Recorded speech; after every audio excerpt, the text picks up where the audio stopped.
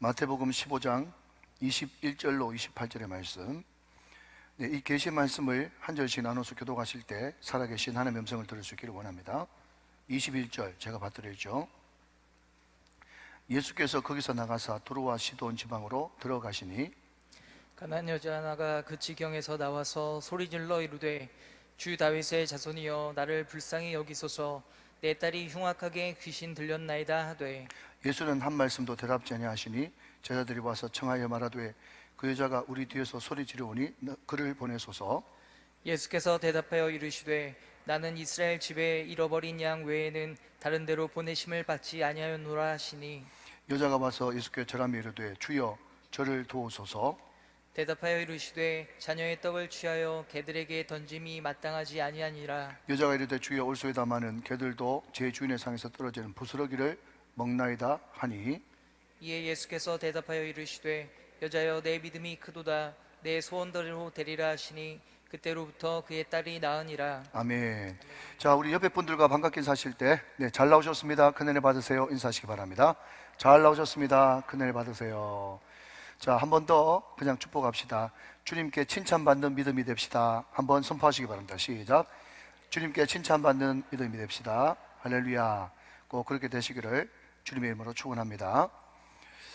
우리는 흔히 신앙생활을 다른 말로 믿음 생활이다 그렇게 이야기를 합니다. 제가 늘 말씀드리지만 믿음에는 두 가지 요소가 충족이 돼야 돼요. 하나는 믿음의 대상이 있어야 되죠. 믿음의 대상. 목사님을 믿는다, 아버지를 믿는다, 엄마를 믿는다, 선생님을 믿는다. 믿음의 대상이 있어야 믿음이 성립되지 않습니까? 또 하나는 믿음의 내용이 있어야 돼요. 믿음의 대상만 있으면 되는 것이 아니고 믿음의 내용이 있어야 되는데, 우리가 매주일 예배 드릴 때마다 고백하는 사도신경 보면요, 전능하사 천지를 만드신 하나님 아버지를 내가 믿죠. 또 그 외아들 우리 주 예수 그리스도를 믿습니다. 뭘 믿습니까? 믿음의 내용은요, 이는 성령으로 인타하사 동정녀 마리아에게 나시고 본디오 빌라도에게 고난을 받으사 십자가에 못 박혀 죽으시고 장사한 지 사흘 만에 부활하시고 하늘에 오르사 저리로서 산자와 죽은 자를 심판으로 오신다. 그러니까 나심, 죽으심, 부활하심, 승천하심, 다시 오심, 이 오심을 믿죠. 믿음의 내용이라는 것입니다. 그러니까 믿음은 믿음의 대상이 있어야 되고 믿음의 내용이 있어야 믿음이 성립된다. 그렇게 여러 차례 강조한 바가 있습니다. 오늘 우리는 마태복음을 펼쳐놨습니다. 우리가 흔히 사복음서 하면 마태, 마가, 누가, 요한, 이것을 사복음서라고 부르는데, 여기에는 예수님의 말씀과 예수님의 행적을 쭉 기록하고 있어요. 그런데 이 사복음서가 이야기하고 싶은 핵심은요, 첫 번째가 뭔가 하면 예수 그는 누구인가 이거예요. 예수 그는 누구인가? 그분은 누구시죠? 육체를 입고 이 땅에 오신 하나님이시다. 그분은 하나님이시다. 이것을 말씀하고 싶어 합니다. 많은 사람들이 나도 예수 믿는다 그래요. 예수에 뭘 믿습니까? 그랬더니 예수님, 공자, 석가모니, 또 소크라테스와 더불어서 4대 성인 아니냐, 4대 성인으로 믿는다는 거죠. 그것은 성경이 말하는 믿음이 아닌 것입니다. 어떤 사람은 예수님을 현자로, 어떤 분은 좋은 말씀 하신 분으로, 어떤 분은 사랑 많으신 분으로 믿지만 그것은 성경이 요구하는 믿음이 아니라는 것입니다. 다시 한번요, 성경, 특별히 사복음서, 마태, 마가, 누가, 요한, 사복음서가 전해주는 메시지의 핵심, 그게 뭐라고요? 예수님은 하나님이시다. 아멘. 믿으시길 바랍니다. 또 하나, 예수님의 행적과 예수님이 일으킨 모든 사건들은요, 다 믿음과 연관되어 있다는 것입니다. 그러니까 사복음서가 이야기하고 싶은 두 번째 메시지는요, 예수님의 모든 것은 다 뭐와 연관되어 있다? 믿음과 연관되어 있다는 것입니다. 자, 이런 병을 고칠 때도 말이죠, 예수님이 뭐라고 이야기합니까? 내 믿음이 크도다 네가 병에서 구원함을 입을지어다. 풍랑을 잔잔케 하실 때도 뭐라고 이야기합니까? 어찌하여 두려워하느냐?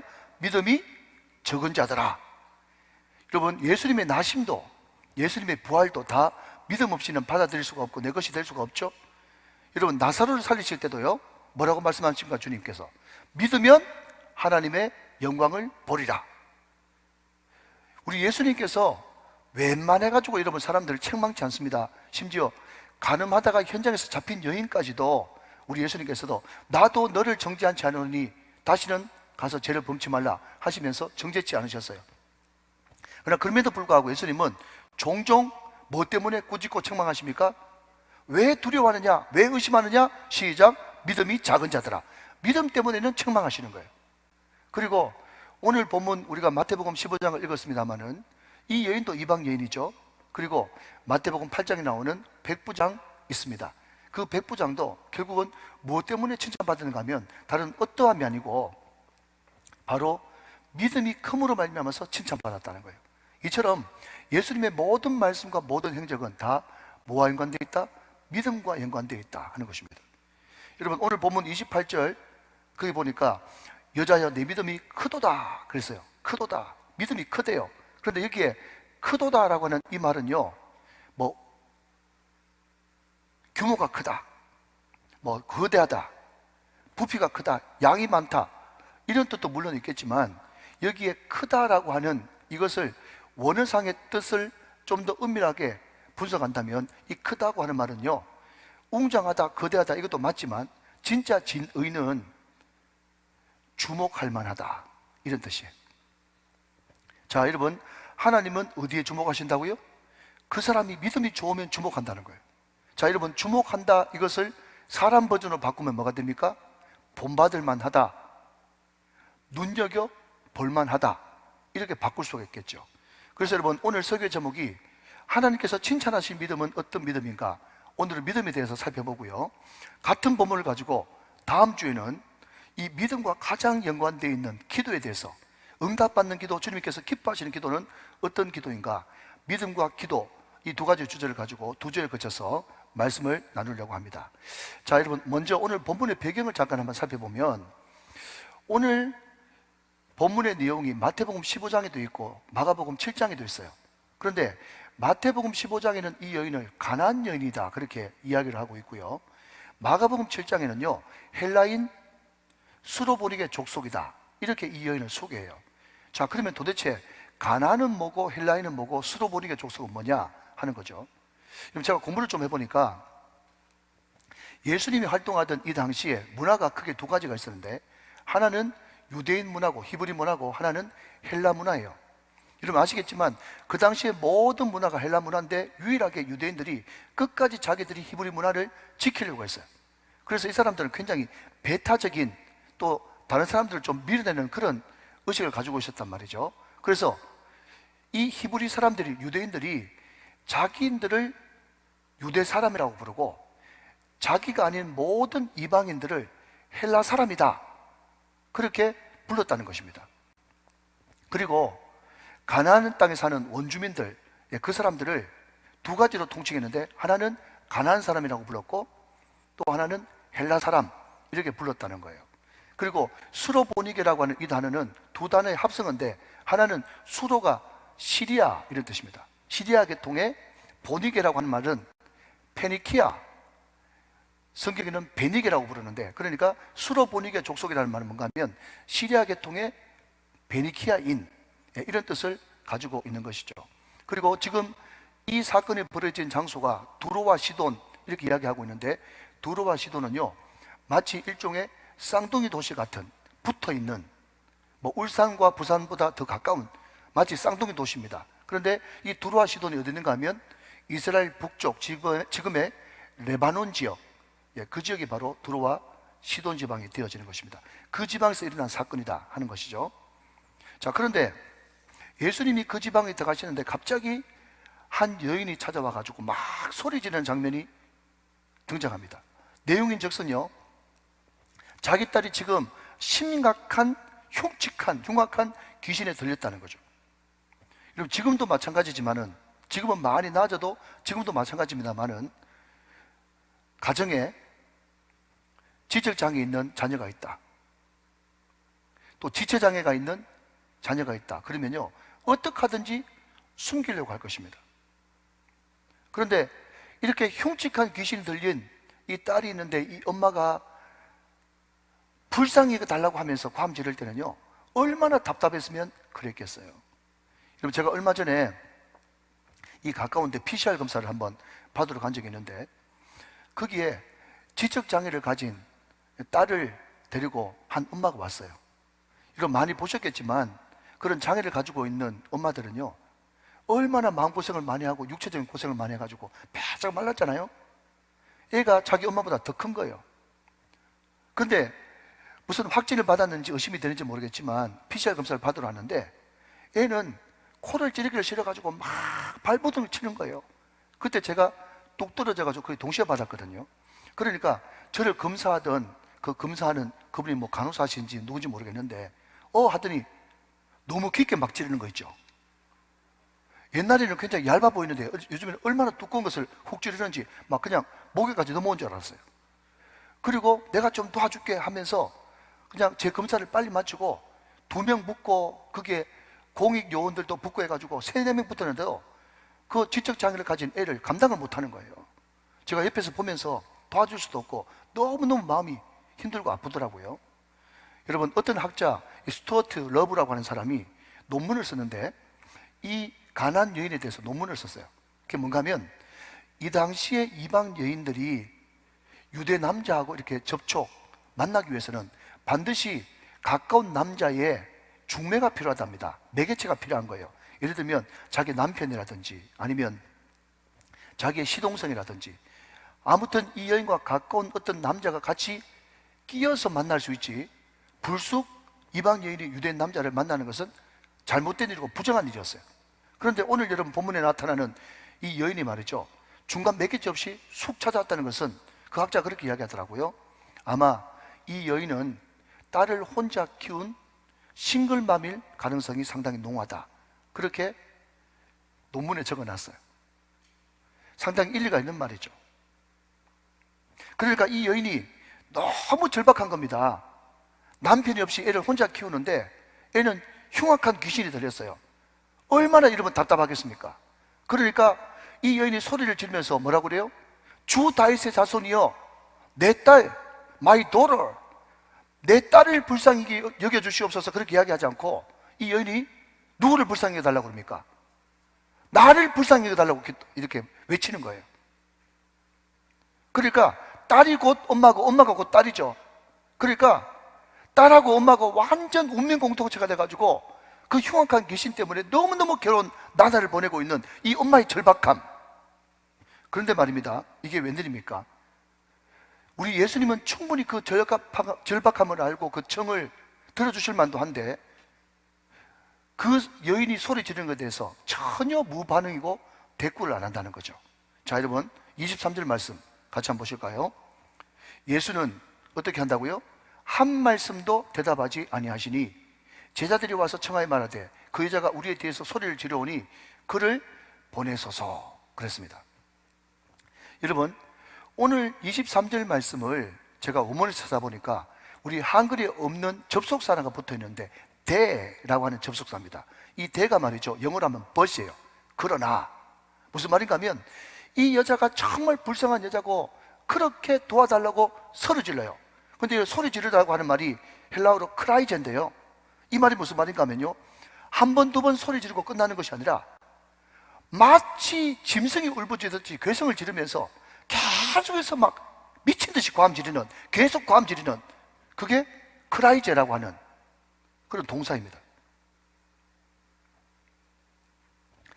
여러분, 제자들이요 듣다 내가지고 예수님 어떻게 좀 해주십시오, 저 여자가 소리 지르고 있지 않습니까? 호소할 정도였어요. 왜냐면요, 여러분 오늘 본문 앞에 보면 예수님이 바리새인들하고 논쟁이 붙어가지고 이 정신적으로 육체적으로 많이 지쳤거든요.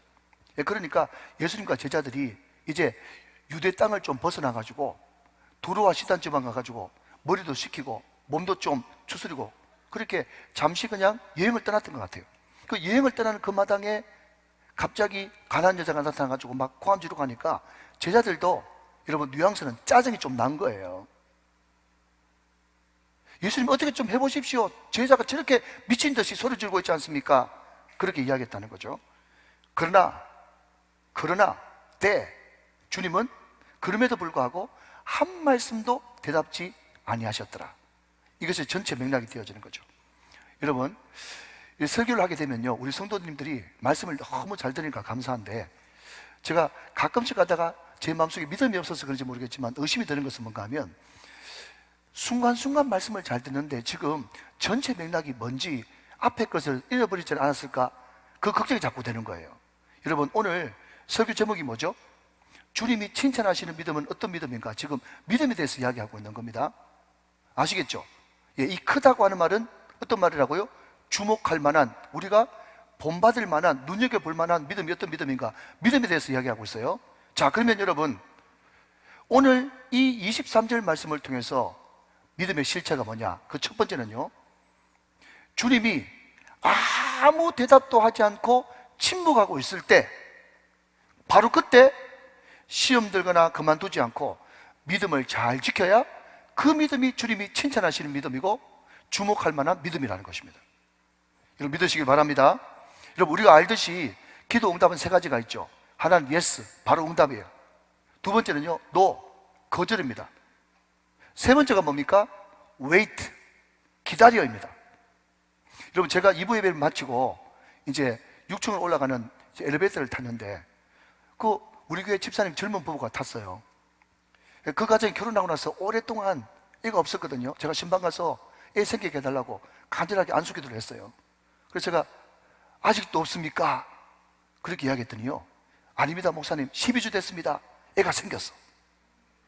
여러분, 그런데 이 임신하는 그 기간이 말이죠, 그냥 결혼해가지고 그냥 6개월, 1년, 2년 누가 못 기다리겠어요. 그런데 결혼한 지 3년이 되고 4년이 되고 5년이 되어지면 말이죠, 많은 사람들이 기도해주고 목사님도 안수기도 해줬는데 응답이 없다, 침묵이시다, 계속 기다리라고 그러신다. 그러면요, 힘든 거예요. 그래서 어떤 학자가 이야기하기를 신앙생활 가운데 가장 힘든 것이 뭐라고요? 기다림의 전쟁에서 패한단 말이죠. 기다리는 것이 가장 힘든 것이에요. 여러분, 어떻습니까? 우리가 기도할 때 yes, 응답 받아보셨죠? 아멘? 또 no, 이건 안 돼, 거절의 응답도 받아보셨죠? 그런데 저 같은 경우에는, 여러분은 어떤지 모르겠지만 저 같은 경우에는요, 가장 흔하게 응답하시는 것이 아직 때가 아니야, 기다려, wait, wait, 기다리라고 하는 사인을 계속 많이 받는 거예요. 그러니까 하나님 언제까지 기다려야 됩니까? 이 기다림의 전쟁이 우리가 신앙생활 하는데 너무너무 고통스럽고 힘든 것입니다. 자, 그렇다면 여러분, 이 기다림, 이 예수님의 침묵하는 시간, 나는 너무 절박한데, 내 형편은 지금 너무 어려운데, 정말 불쌍한 인생인데 한 말씀도 안 하시고 그냥 침묵하시는 이 기간 동안에 우리가 반드시 이겨내야 될 믿음이 있다는 거죠. 그게 뭔지 아십니까? 여러분, 비록 우리 눈에는 안 보이고 우리 손에는 안 잡히고 우리 귀에는 안 들린다고 할지라도, 그러나 그럼에도 불구하고 주님은 여전히 우리 배후에서, 역사의 뒤편에서, 우리 물밑에서 지금도 움직이고 계시고 일하고 계신다는 사실을 믿어야 된다는 것입니다. 여러분, 이것이 진짜 믿음이라는 거죠. 여러분, 그래서 이런 찬양 가사도 있지 않습니까? 너무 견디기 힘든 이 순간에도, 그 다음 뭐죠? 주님이 뭐하고 계신다고요? 일하고 계시잖아요. 여러분, 이것을 믿어야 믿음이 있는 거죠. 여러분, 저하고 종씨가 있지 않습니까? 성경에 예레미야가 있죠. 예레미야가. 근데 예레미야가 예루살렘 성이 막 무너지는 것을 보면서 너무 억장이 무너지고 마음이 아팠습니다. 그런데 그 예루살렘 성이 무너진다는 것이, 그것보다 더 안타까운 것은 뭔가 하면 하나님께서 예레미야 선지자에게 뚜렷하게 말씀하시는데, 앞으로 70년 동안 결단코 남유다가 회복되지 않을 거다. 70년이라는 시간을 기다려야 된다. 나는 그때까지 침묵하고 말하지 않을 것이다. 여러분, 예루살렘 성이 무너지는 것보다 더 힘든 것은 뭔가 하면요, 하나님의 70년간의 침묵이 너무너무 고통스러운 거예요. 그렇지만 여러분, 예레미야는 고백합니다. 뭐라고요? 주님께서 침묵하고 응답하지 않음에도 불구하고 나는 믿습니다. 뭘 믿는데요? 여호와의 인자와 긍휼이 무궁하심으로 우리가 결단코 진멸되지 않을 것입니다.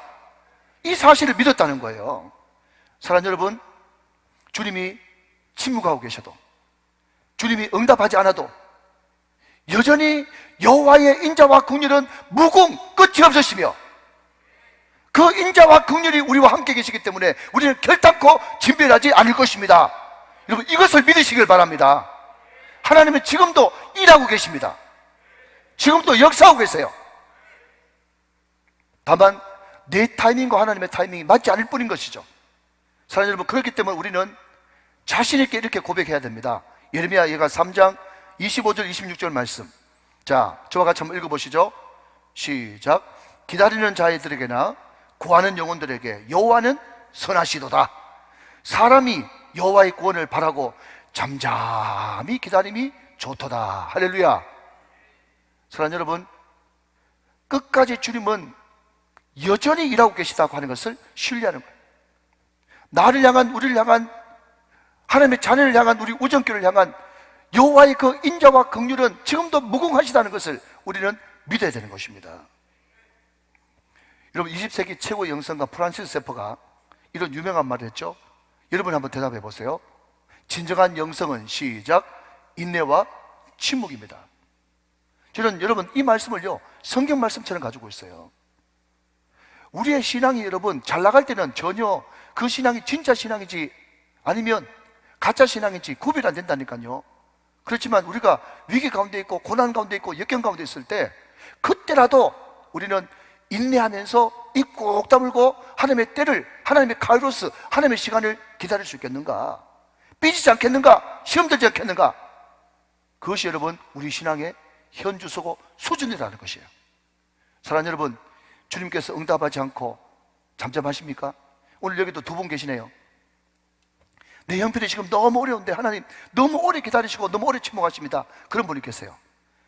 사랑하는 여러분, 너무 힘들고 견디기 힘든 그 순간에도 주님은 일하고 계십니다. 오늘 이것을 굳게 신뢰하고 굳게 믿고 우리 다 같이 노래 들으십시다. 고백합시다. 너무 견디기 힘든 지금 이 순간에도 주님이 일하고 계시잖아요. 남들은 지쳐 앉아 있을지라도 당신만은 일어서세요. 힘을 드립니다. 힘을 내세요. 힘을 내세요. 주님이 일하고 계시잖아요. 주님이 나와 함께함을 믿는다면 어떤 고난도 이길 수 있잖아요.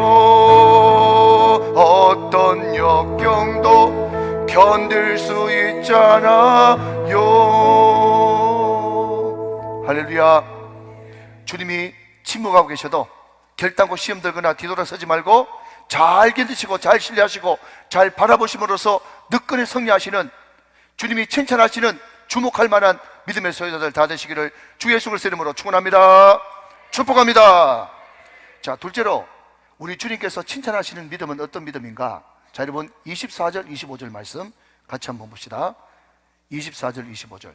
예수께서 대답하여 이르시되 나는 이스라엘 집에 잃어버린 양 외에는 다른 데로 보내심을 받지 아니하이노라 하시니. 25절 저와 같이 한번 읽어보실까요? 시작.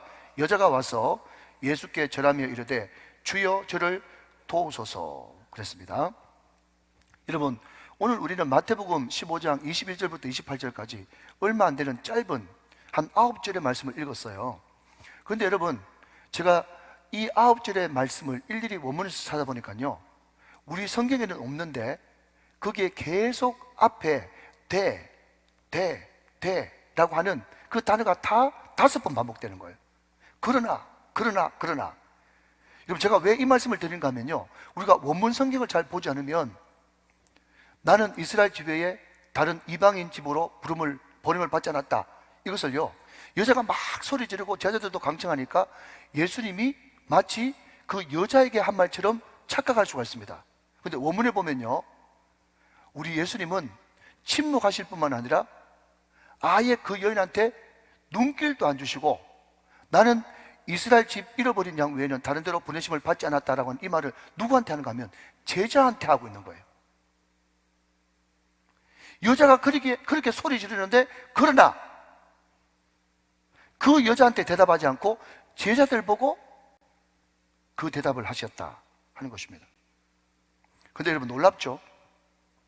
뭐가 놀란가 하면요, 그렇게 침묵하시고 그렇게 무시를 하시면 보통 사람 같으면 경상도 버전으로 차압부라 하면서 예수님을 떠나든지 화내든지 과음을 지르든지 발악을 하든지 할 텐데, 예수님이 자기한테 눈길 한번 안 주시고 제자들한테 더 무시하는 듯한 그런 이야기를 함에도 불구하고, 여러분 그 여인이 말이죠, 언제 왔습니까?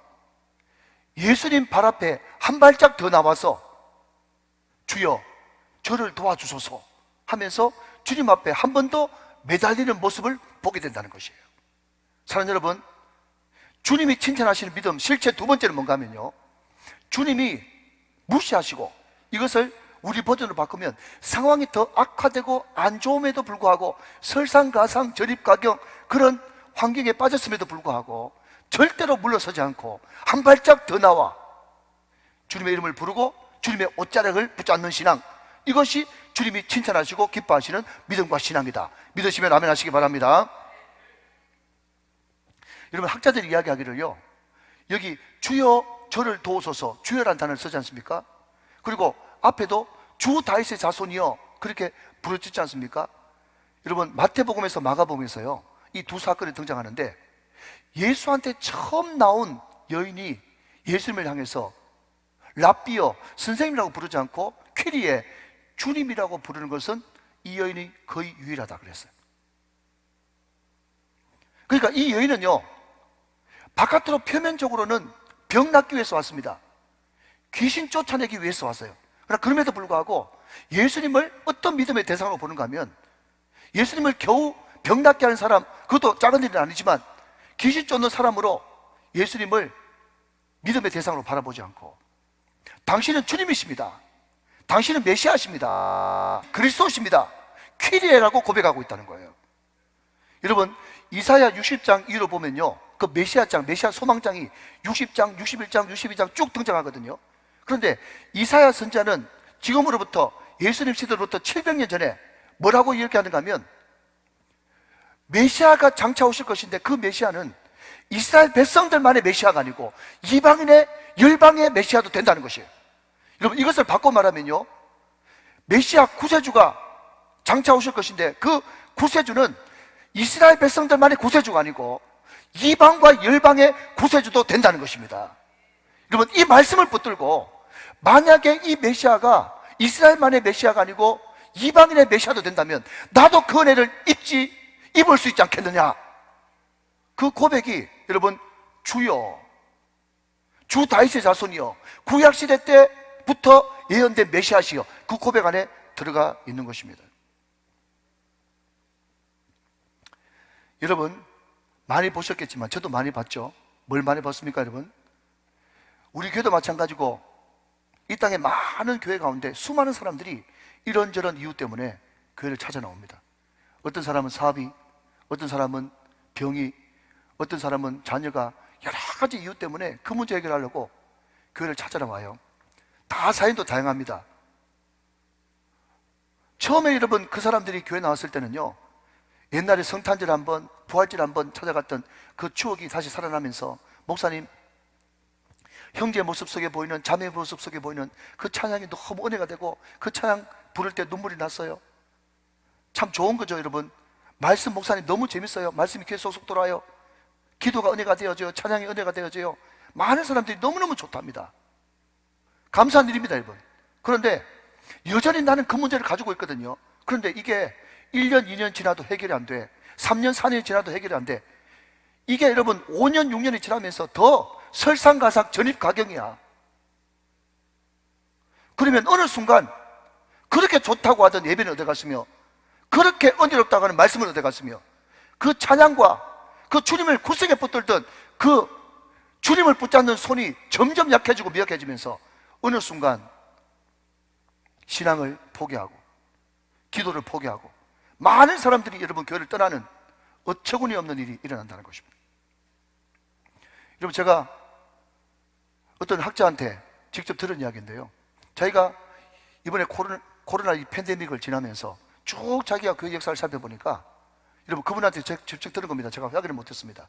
근데 그 학자가 이야기하기를, 교회 역사상 100년에 한 번씩, 1세기에 한 번씩 하나님께서는 전염병을 주시고 어떤 큰 환란을 보내가지고요, 마치 여러분 고구마 줄기나 감자 줄기를 쭉 당길 때 말이죠, 흙이 많이 묻었으면 털어보는 것처럼 털어보는 그런 역사가 1세기마다 한 번씩 있었다는 거예요.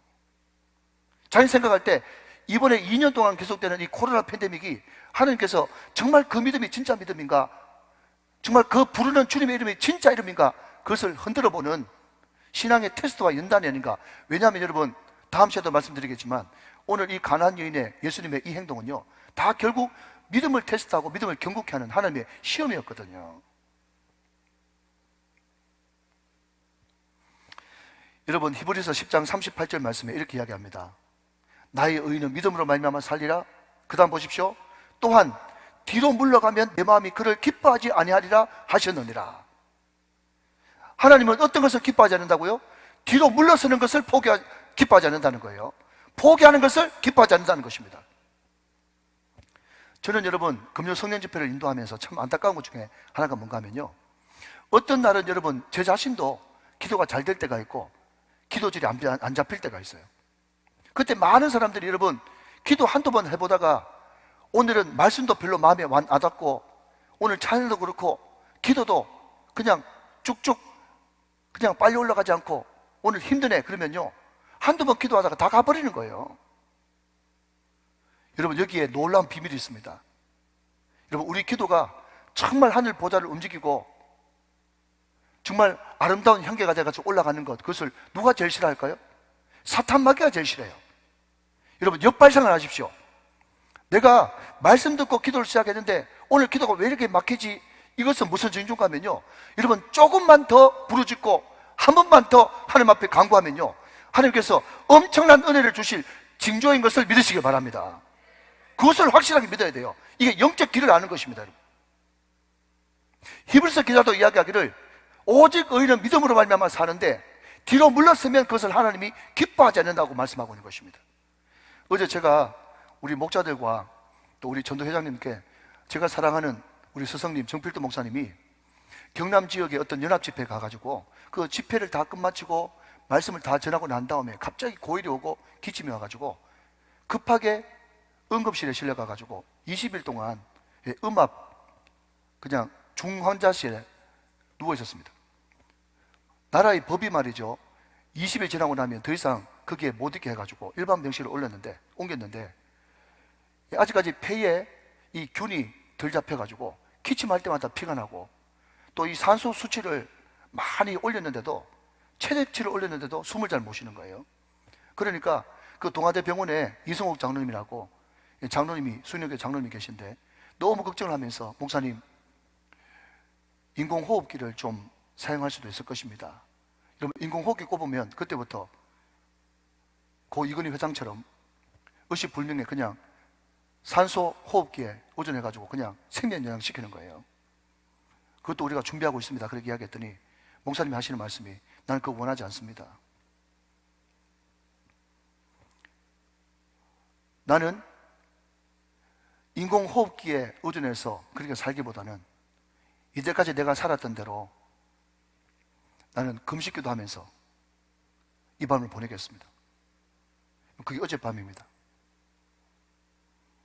살려주시면 사명 감당하는 거고, 죽으면 맑은 정신으로 깨끗하게 주님 앞에 가고 싶지, 나는 인공호흡기에 의존해서 살고 싶지 않습니다.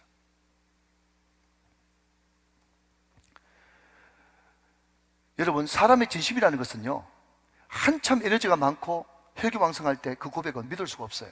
물론 그 고백도 참이겠죠.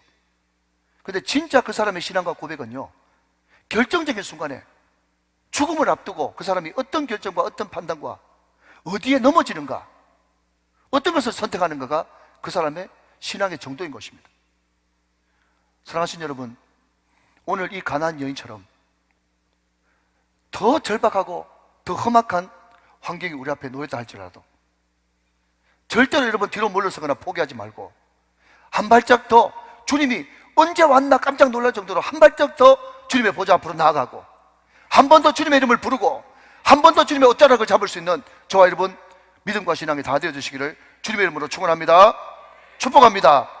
여러분 이사야 64장 7절 말씀에 주의 이름을 부르는 자가 없으며, 잘 보십시오. 여러분 이런 단어 보셨습니까? 스스로 분발하여 주를 붙잡는 자가 없사오니. 여러분 이것이 이사야 시대의 아픔이었다는 겁니다. 지금 이 시대의 아픔이에요. 이 아픔이 어떤 아픔이라고요? 여러분 조금만 어려우면, 조금만 상황이 안 좋아지면 주의 이름을 부르는 자도 없어요.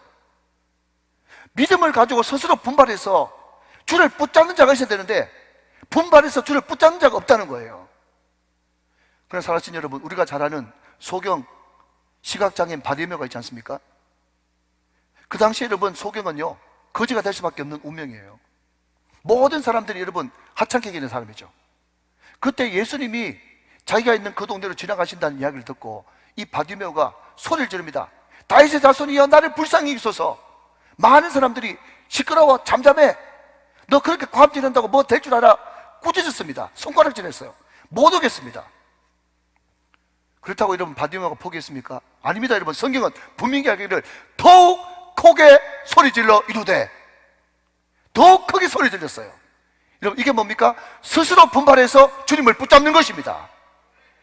사랑하는 여러분, 환경이 좋지 못하고 점점 여러분 설상가상 전입가경, 내 환경이 점점 나락으로 떨어진다고 할지라도 주님이 칭찬하시고 주님이 기뻐하시는 믿음은 어떤 믿음인가? 주님도 모르게 한 발짝 더 주님의 보좌 앞에 나가 있는 신앙, 한 번 더 주님의 이름을 부르고 주님의 옷자락을 한 번 더 붙드는 신앙, 이것이 바로 주님이 칭찬하시는 믿음이라는 것입니다. 오늘 저와 여러분들에게 어려울수록 포기하지 않고 주님을 붙드는 믿음의 사람들이 다 되시기를 주님의 이름으로 축원합니다. 축복합니다. 자, 마지막으로 이 여인의 믿음, 주님께서 주목하시고 칭찬하신 믿음은 어떤 믿음인가? 자, 여러분 27절 말씀을 같이 한번 보겠습니다. 27절.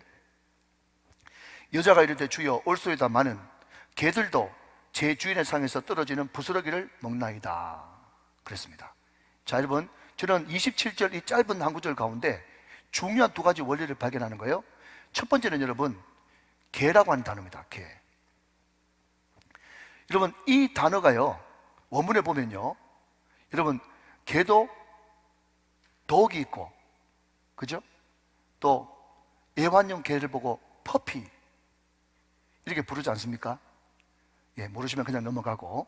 그러니까 여러분 성경에도 개가요 그냥 부정한 개가 있고요 애완용 개가 있는데, 오늘 여러분 본문에 등장하는 27절의 이 개는요 키나리온, 그래서 애완용 개를 이야기합니다. 다음 시간에 좀 자세하게 말씀드리도록 하고, 아무튼 여러분 그럼에도 불구하고 애완용이든 부정한 개든 상관없이 여러분 나는 개입니다 이 말은요 완전히 자기를 바닥까지 낮출 수 없을 만큼 낮춘 단어가 개라는 단어예요.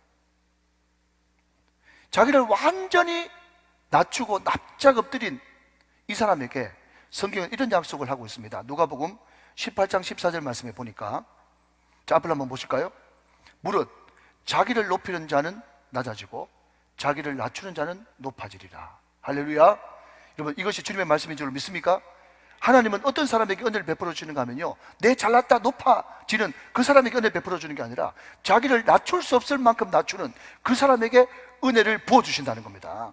여러분 이것이 여러분 믿음이고 원리인 거예요. 또 하나는요 여러분, 여기에 제가 부스러기를 먹나이다, 이 부스러기라고 한 단어에 제가 하이라이트를 쳐놨어요. 여러분 한번 생각해 보십시오. 여러분 주인이 키나리온 애완용 개를 키우는데, 애완용 개가 와가지고 쫄랑쫄랑 와가지고 막 꼬리를 흔들면서 뭔가 달라 그러면요 주인의 상에서 던져주지 않습니까? 그죠? 먹이를 던져주는 거예요. 그런데 여러분 오늘 본문에서는요 먹이를 던져준다는 말이 없어요. 그러면 여러분 지금 그 개가 뭔가를 먹는데 뭘 먹는 겁니까? 주인의 상에서 던져주는 부스러기를 먹는 거예요. 주인이 여러분 먹다가 흘렸는지 아니면 모르고 흘렸는지 모르겠지만 주인이 여러분 그 애완용 개를 사랑해가지고 던져준 건 아닙니다. 그냥 떨어진 부스러기예요. 여러분 이것도 굉장히 중요한 포인트 중에 하나입니다. 자 여러분 이 부스러기라는 단어에서 우리가 느낄 수 있는 바가 뭔가 하면요, 이 여인에게는 믿음이 있었다는 거예요. 어떤 믿음요? 주목할 만한 믿음, 칭찬받는 믿음. 그 믿음이 어떤 믿음인데요? 주님,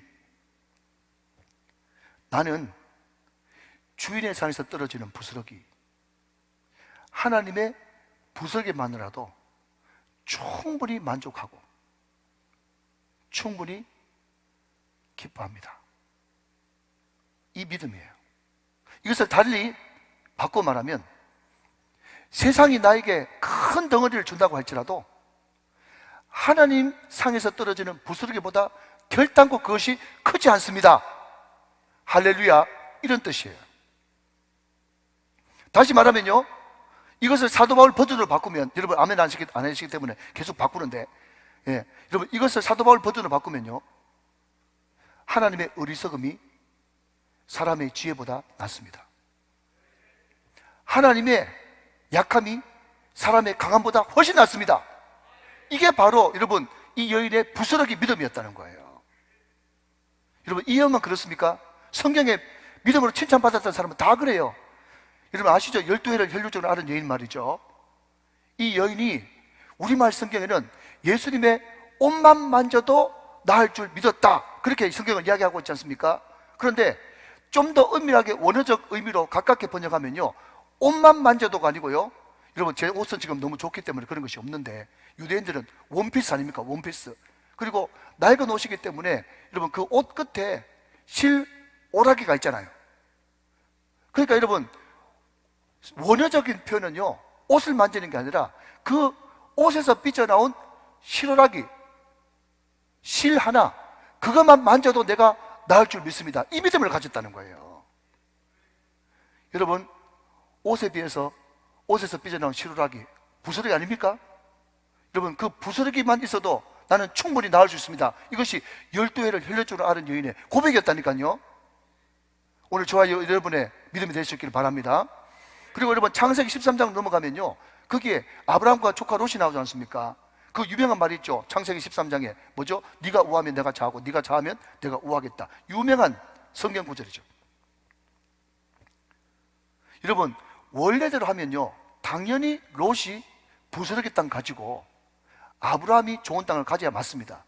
그렇지만 아브라함은 우리가 한 혈육이 돼가지고 이렇게 이방 땅에서 싸우면 되겠냐, 네가 좋은 땅 하면 내가 부스러기 땅 하겠다 해서 롯이 말이죠, 금방스럽게 눈을 들어서 바라보니까 소돔과 고모라가 말이죠, 여호와의 동산 같고 애굽같이 비옥한 땅이었어요. 좋은 땅을 누가 선택했어요? 롯이 선택했다니까요. 부스러기 땅을 누가 선택했어요? 아브라함이 선택했다는 것입니다. 그러나 그럼에도 불구하고 여러분 결과는 어떻게 됐습니까? 롯이 차지했던 그 땅은 유황 심판불이 떨어지는 소돔과 고모라가 되었고, 아브라함은 그 땅을 선택했을 때 부스러기 땅인 줄 알았는데 젖과 꿀이 흐르는 가나안 땅이 됐단 말이죠. 사랑하는 여러분, 하늘상에 떨어지는 부스러기가 세상이 주는 큰 덩어리보다 100배 1000배 나은 줄로 믿으시길 바랍니다. 여러분 이것이 바로 이 여인의 믿음이었단 말이죠. 여러분 우리는 시편 23편을 참 사랑합니다. 어떤 학자들은 그 시편이 왕이 된 이후에 옛날 추억을 반추하면서 적은 글이다, 이렇게 이야기하는 학자들도 있고, 어떤 사람은요, 사울에게 다윗이 쫓겨다닐 때 지은 시다, 그렇게 해석하는 학자들도 있어.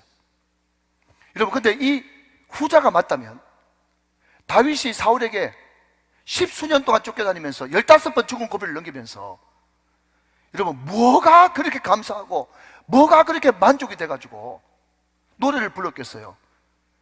여호와는 나의 목자시니 내게 부족함이 없으리로다.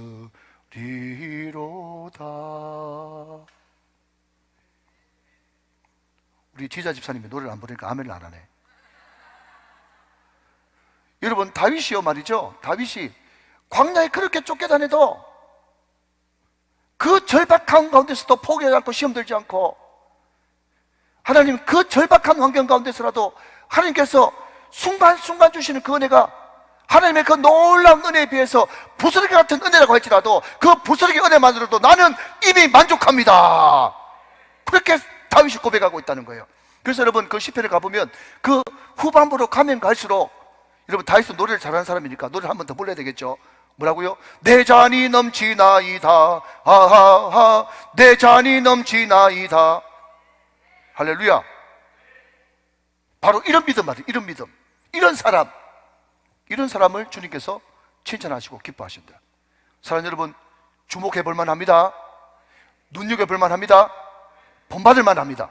이런 믿음 말이죠. 이런 믿음 다 들어보십시오. 자, 여러분, 오늘 우리는 크게 세 가지를 살펴봤습니다. 이런 믿음, 이런 사람. 첫 번째 어떤 믿음이죠? 주님이 침묵하시고 계속해서 또 기도해도 기다려, 또 기도해도 기다려, 계속 웨이트 사인이 나도 시험 들거나 낙심하지 않고, 그때도 주님은 일하고 계십니다. 그때도 하나님의 인자와 긍휼을 무궁하십니다. 그 인자와 긍휼과 무궁 때문에 나는 결단코 지멸하지 않을 것입니다. 그렇게 고백하는 믿음. 할렐루야. 두 번째 믿음은 어떤 믿음입니까? 상황이 더 악화되고 점점 첩첩상중, 진퇴양난, 전입가경이라고 할지라도 나는 뒤로 물러서지 않고 1년 2년 만에 포기하지 않고, 주님이 이거 언제 왔어? 깜짝 놀랄 정도로 주여 저를 도우소서 한 발짝 한 발짝 더 나가고 주님의 이름을 부르면서 주님의 옷자락을 한 번 더 굳세게 잡는 믿음, 바로 이런 사람 말이죠. 세 번째는 어떤 믿음입니까? 나는 개입니다. 납작이 엎드렸어요.